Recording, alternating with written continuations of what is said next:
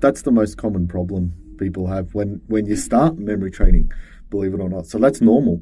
Um, for someone like me who's been training for 24 years, we do it instantly, right? Now I'm not saying you need 24 years of training to get there, but what you do need is training to speed up the encoding, right? And that doesn't take 24 years. That could take a couple of weeks, right? So it doesn't take very long. All it takes is firstly knowing what techniques to use, knowing what strategy you need to implement to practice as well while you're training.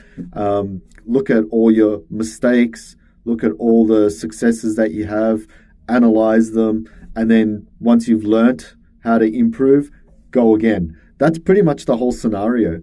If you keep doing that pretty much nonstop every day, whatever, 5-10 minutes, however long you want to play on Memory League, do that for a couple of weeks and you'll notice you'll level up, right? And then what will happen is you'll get to a stage where you're plateaued again, right? You're stuck.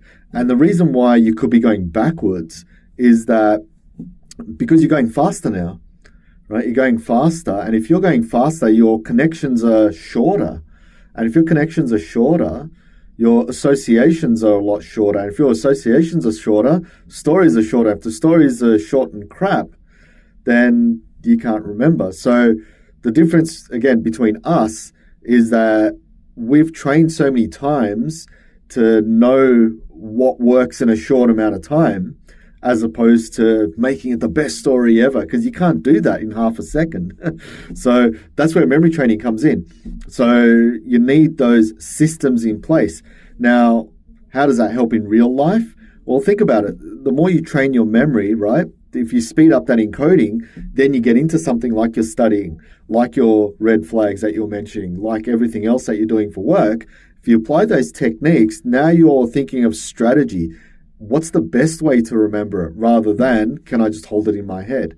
So you're always thinking of something better.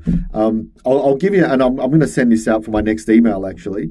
You can learn everything you need to learn about memory just by learning how to remember names or even random shuffle decks of playing cards. Just those two things. Why? Because you're learning how a memory palace works, store information. You don't need to know a memory palace, but it's helpful. You know how to make a story in the most effective way, right? And when I say that, because you're under time pressure, you can see the mistakes, which is great because then you can fix them up when you train every time, right? And you also know the approach, the strategy. That's the most important thing. At school, I mean, did they really teach us how to learn? No, right? They don't teach you how to learn.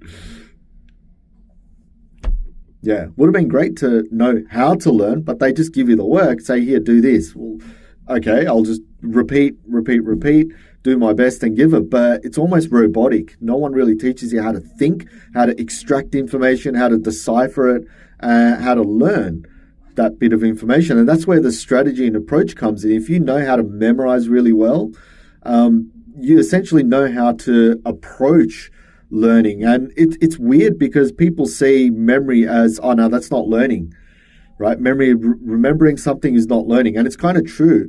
But if you do it using the memory techniques, what you're now doing is you're looking at ways to process information a lot better.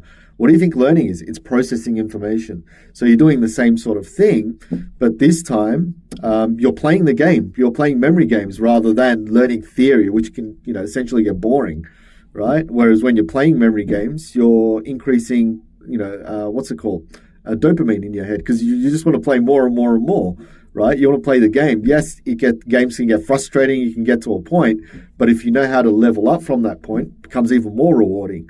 So it's the same thing with memory now. So what we can look at is, okay, let's see where you're getting stuck, because at the moment I'm seeing that it's breadth of information and it could cause possibly some sort of anxiety, I don't know, information overwhelm.